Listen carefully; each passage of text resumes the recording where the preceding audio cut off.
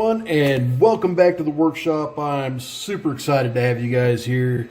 A little bit of an odd noise in the background that you're not used to hearing on my channel would be my new 3D printer, which is a Creality CR10 Plus.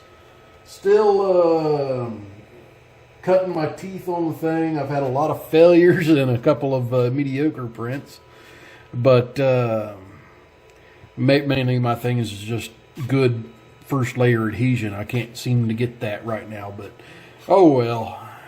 I'll eventually stumble on the correct way. It's just trial and error. I got a couple of prints though. I mean, I designed this little mini pinning tray and printed it up. Didn't come out perfect. It had a little bit of lift, especially this corner here. But other than that, it'll be functional. Then another one that I found on Thingiverse. This one actually came out a little bit better. Just a little bit of waviness there at the bottom. A little bit of heat retraction happening there. And then I've been trying to print some followers to no success, really. I mean, I seem to be able to get them about this tall before I lose my adhesion and the follower.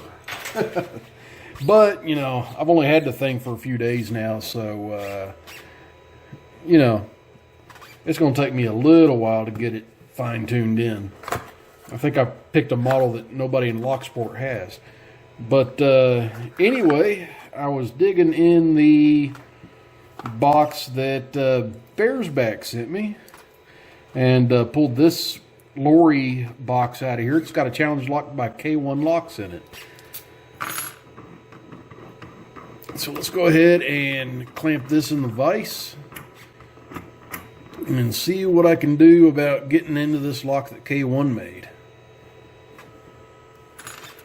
Make sure I don't over tighten this thing.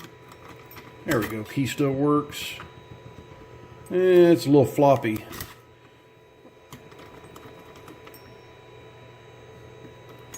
Alright, key still works and it's in there nice and snug now. Alright, so let me angle this up just a little bit. Give it a good zoom. And see about getting in it. I'll scoot my table away from the wall just a hair too. It keeps squeaking. There we go. Ooh. That thing's a little bit floppy, folks. It's almost like he's been inside of it and done a little bit of work, right? Alright, so I want to start out with this pick, fairly heavy duty. I like to have at least a few heavy duty picks like this hanging around for wide open keyways, and I can really get into them and do some damage that way without worrying about breaking the pick. I had to click off of one right off the bat. Another click. Two's binding. Got a click. Well, not as much a click as it just kind of crunched into place. Got a little click out of 3. Nothing on 4. Ooh. Big hefty click out of 5. Go. And there we go. Pin 2, and that opened us up. So let's see what K1 stuck in here.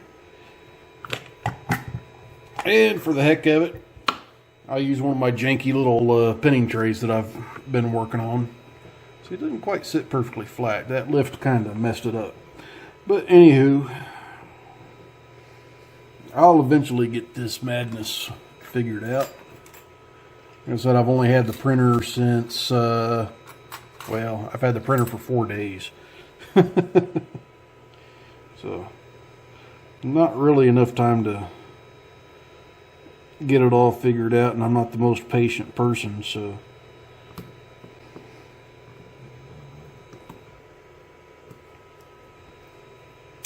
I was thinking that I could just push that detent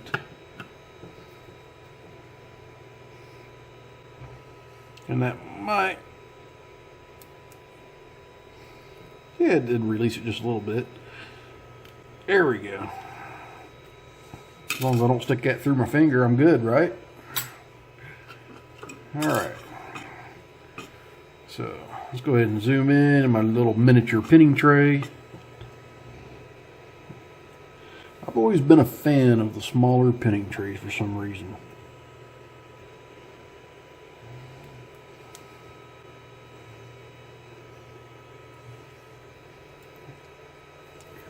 Alright. Take a standard follower. And, ooh. Let's turn that around, that way I don't dump the key pins all over the place. Alright.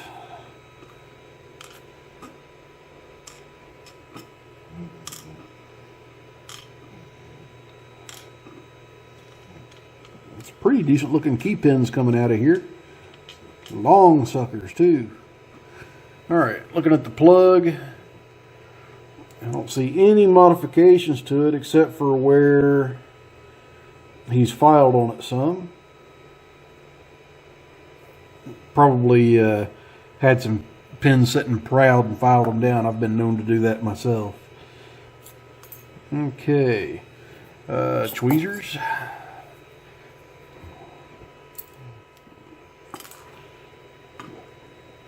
Okay.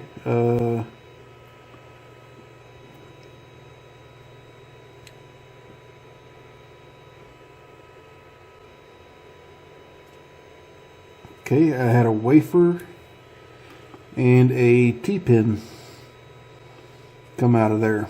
And I didn't see which order, but I would imagine that it was that way.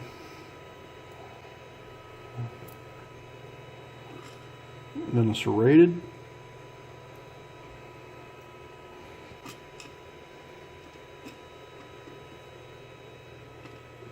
Then a serrated.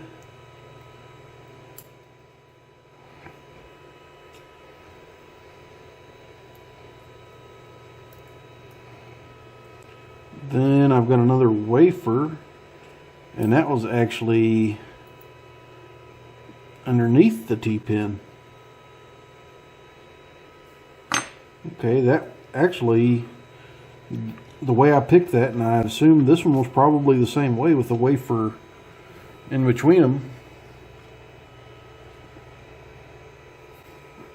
Unless, let me look at this real close off camera real quick, see if I can see anything that tells me it may have been a spool. Nope, just a wafer sitting there.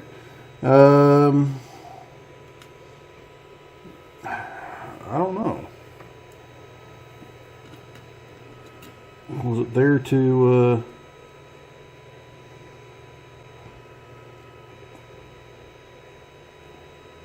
no, those aren't really getting caught up in that.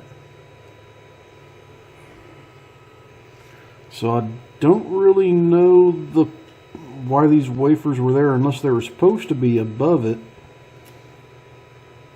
just to create some extra spring tension.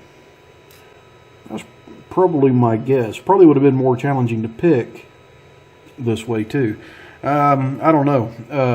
Bearsback K1, one of y'all let me know how this was, and I'll make sure it gets put back together the right way. But anyway, guys, that was this challenge lock by K1, sent to me by Bearsback. So Bearsback buddy, thank you very much for the lock, and I've got many more in the box with your name on it to pick on. So thank you very much, my friend. K1, great lock. Keep up the good work, buddy. You've got a hell of a cool channel. So guys, check both of these guys out. They've both got great channels. You know what? I don't normally do it, but look down in the description and I'll throw links to their videos in the description. I don't normally do that because most of the time people just do a search for a name and find them. But in this case, two awesome guys, one awesome lock, and one happy Trekmaster. So everyone, please stay safe. Don't do anything illegal. Please like, comment, and subscribe. And as always, if you see a lock out there in the wild and it's not yours, don't stick a pick in it. You know, I got so caught up on what was happening here with these, I didn't talk about the pins that was in this lock. So, I've got a double spool key pin with a T-pin, a serrated with a serrated.